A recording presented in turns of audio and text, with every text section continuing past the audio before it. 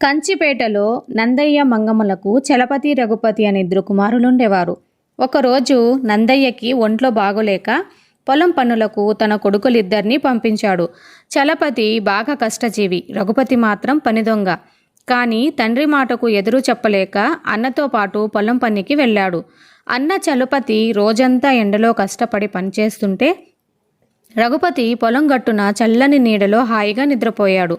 పొద్దుగూకేసరికి చలపతి పని ముగించి కాలువ వద్ద కాళ్ళు చేతులు శుభ్రం చేసుకుంటే రఘుపతి మాత్రము ఒంటి మీద అక్కడక్కడ బురద చల్లుకొని పాదాలకు కాస్త బురద పట్టించి ఇంటి ముఖం పట్టాడు. ఒంటిపై బురదతో వచ్చిన రఘుపతిని చూసిన తల్లి మంగమ్మ అన్నన్న గురించి అడిగింది. రఘుపతి ఉదయం నుంచి పొలంలో పనిచేసి చలపతి ఎక్కడెక్కడో తిరిగి వస్తున్నాడు అని అబద్ధం చెప్పాడు. అతని కాళ్లకు ఒంటికి అండిన బురదని చూసిన మంగమ్మ అతని మాటలు నమ్మింది. పెద్ద కొడుకు ఇంటికి వస్తూనే చివాట్లు పెట్టింది. రాత్రి భోజనమయ్యాక చలపతి గుర్రు పెట్టి నిద్రపోయాడు.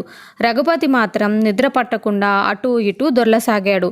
అది గమనిస్తున్న తండ్రి నందమయ్య రఘుపతితో ఇలా అన్నాడు: చిన్నోడా, అన్న కష్టపడ్డాడు కాబట్టి హాయిగా నిద్రపోతున్నావు. నువ్వు పని ఎగ్గొట్టి పగలంతా నిద్రపోయి ఉంటావు కాబట్టే ఇప్పుడు నిద్ర పట్టడం లేదు. నువ్వు చాడీలు చెప్పిన తమ్ముడవన్న ప్రేమతో చలపతి నిన్ను తప్పుని ఉపేక్షించాడు, అవునా కాదా అని అడిగాడు. రఘుపతి తాను చేసిన పనికి సిగ్గుపడ్డాడు.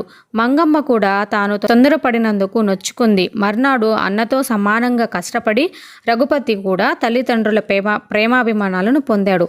ఈ కథ వల్ల నీతేమిటంటే తప్పు చేసిన వాడు ఎప్పుడైనా పట్టుబడతాడు అని అర్థం.